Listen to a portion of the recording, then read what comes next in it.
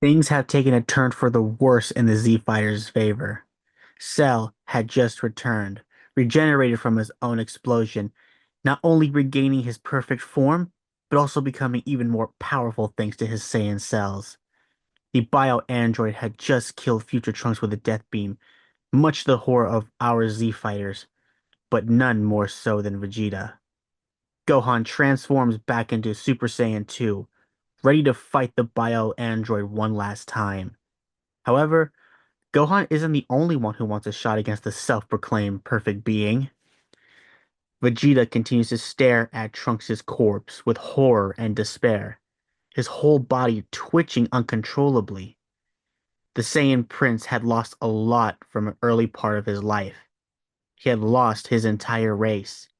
He lost his chance at revenge against the tyrant responsible, and now he had lost his son to this disgusting bug monster. Vegeta wasn't a man who cared much for a lot of things, mostly about himself, and certainly believed he never once cared about Trunks in the slightest. That is until he saw his son lying on his back, mercilessly shot down. This one loss was the last straw for Vegeta, the final thing that pushed him over the edge. He suddenly screams out loud, roaring furiously to the heavens as he powers up beyond the current level of his Super Saiyan state. Everyone is shocked by Vegeta's sudden action as the prince continues to power up, letting his rage, sadness, and grief at the loss of his son fuel his constant rising of power. After one last burst of energy, the entire area is blinded by a brilliant flash of light. When the light subsides and the dust settles, everyone is astonished with Vegeta's new look.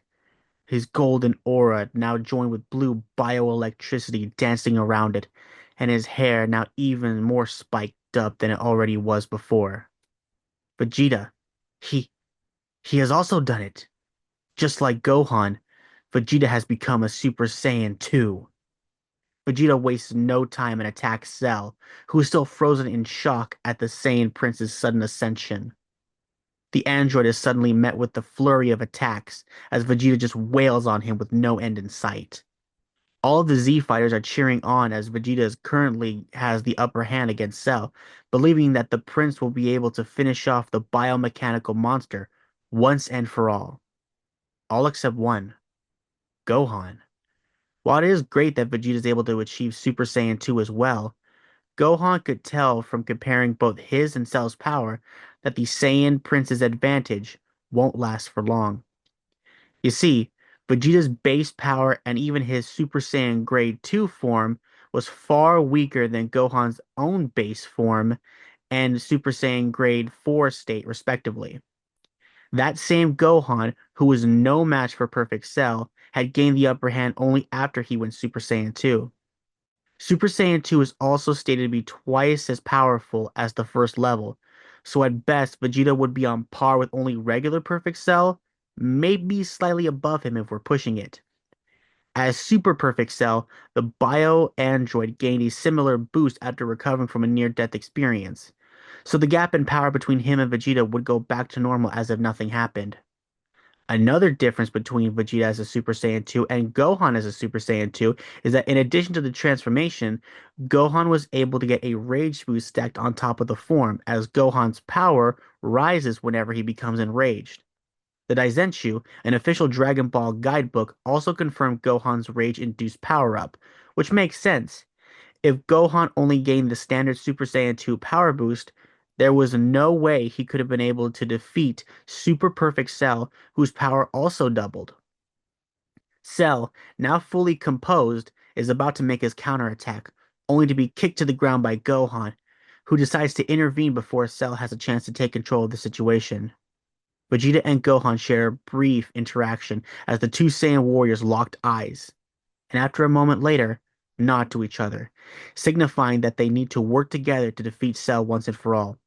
Not a matter of pride, but to avenge those they had lost because of the bio android, Goku and Trunks. The two ascended Saiyans begin their joint attack as Gohan confronts Cell in a close combat, while Vegeta attacks long range with Ki Blast. This strategy proved to be effective as Cell was completely overwhelmed by Gohan's flurry of attacks.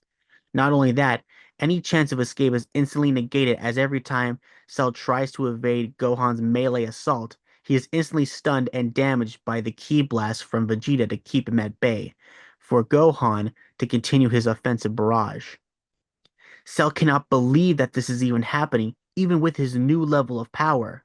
He's still losing, and not only to Gohan, but to Vegeta as well? This is humiliating. He's supposed to be the perfect being. Sadly for Cell, there is no such thing. There will always be someone stronger than you, someone who has the power to stand up against you, who can succeed in overcoming you. Gohan, after dealing a significant amount of damage to Cell, decide that now it's time to destroy Cell once and for all. He kicks Cell up in the air, then powers up to his maximum output, charges up a Kamehameha. Cell tries to evade the attack by putting his two fingers on his forehead, attempting to use instant transmission. However, he is stopped by a large Big Bang attack, which manages to blow out his entire arm. Cell turns to see Vegeta, who sends an infuriating smirk at the bio-android. Gohan finally releases the Kamehameha, the blast approaching Cell at top speed. Desperate for survival, Cell quickly releases a Kamehameha of his own, a solar Kamehameha at that. The two turtle destructive waves meet, clashing against each other in a cataclysmic beam struggle, with both attacks trying to overpower the other. Cell was pouring everything into his Kamehameha, proudly proclaiming that he has achieved a power that can destroy the entire solar system. However, Gohan is undeterred, knowing that he can overcome the biomechanical menace even with his new power. Gohan intends to show Cell the power that he and his father cultivated together. Gohan's not the only one ready to end things, as Vegeta flies to the hybrid's location, powering up to the very limit, charging up for a final flash, wanting to make sure that the android monster will die for good. For his son. Vegeta unleashes his all-out final flash, fusing with Gohan's Super Kamehameha, destroying the Solar Kamehameha. The final Kamehameha combo then consumes Cell, evaporating him once and for all.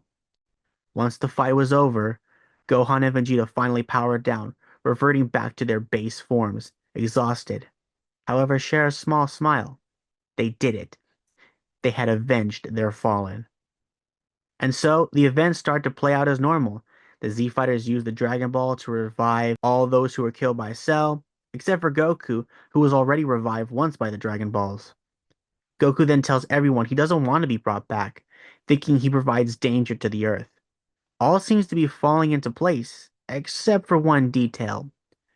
Soon, after everything settles in, Gohan, in his Super Saiyan state, was contemplating on what to do next. He was thinking on resuming his training in order to prepare for any oncoming threats that would endanger the Earth. The only problem was, he didn't know what to do. He first asked Piccolo what he can do for training, to which his mentor comments he needs to work on his mental fortitude. He then suggests Vegeta, thinking that the Saiyan Prince maybe could help Gohan with his dilemma, to which Gohan reluctantly agrees. As Gohan flies and enters Capsule Corp, he greets Bulma and asks her where Vegeta's at, to which he answers he's in the gravity room.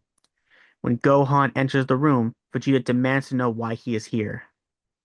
Gohan asks Vegeta if he's willing to train him, saying that because of him, his father had lost his life, and that he needs to be able to take his dad's place as Earth's protector. This enrages Vegeta, not liking what he just heard. He powers up into Super Saiyan Grade 2, claiming that he will beat the so-called arrogance out of the hybrid Saiyan. Gohan, still in his Super Saiyan Grade 4 state, enters a stance, ready to fight. The battle begins, as each combatant isn't really going all out, testing each other's skills. However, it becomes more and more apparent as time progresses that Gohan was holding back immensely, not even using half of his power. This annoyed Vegeta even further due to him wanting to defeat Gohan at his best, but also remembers he himself is not using his full power as well. So, Vegeta decides no more holding back and powers up to Super Saiyan 2. The tide of the battle quickly turns in Vegeta's favor as he's easily managing to land flurry of punches and kicks against Gohan, putting the hybrid Saiyan on the back foot. Gohan tries to fight back, but his efforts unfortunately prove to be fruitless as he can barely guard against the ongoing slaughter from the Saiyan Prince. Vegeta starts provoking Gohan to transform into his own Super Saiyan 2 as the one-sided beatdown continues. But the younger warrior doesn't respond to the taunting, hesitant to do the same malicious power that cost him his father. Vegeta decides to give Gohan one last push in an attempt to force him to transform by sending him flying with the roundhouse and firing a super Gallic gun. Gohan manages to stop himself mid-fight and meets the attack head-on with a Kamehameha, resulting in a beam struggle. The Gallic gun slowly starts to overtake the Kamehameha, pushing Gohan further as Vegeta pumps more and more into his attack, giving Gohan one final warning. If he doesn't want to die, then unleash his power.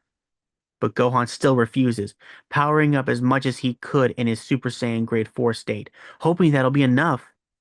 Sadly, it wasn't, as the Gallic gun completely envelops Gohan, sending him crashing to the ground.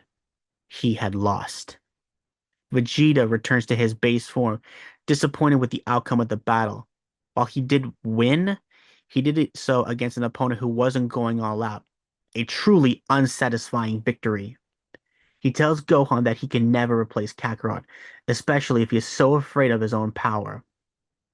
And with that, Vegeta leaves the gravity room, leaving Gohan to his thoughts. The young half Saiyan continues to lie on the ground, thinking about the battle and what Vegeta said to him. He couldn't unleash the power he used against Cell, or rather, he was unwilling to. The power in question was a constant reminder of what he had lost, his own father, and worst of all, it was due to his own arrogance and lack of control. Lack of control? That's it! Gohan thought back to Vegeta's performance as a Super Saiyan 2.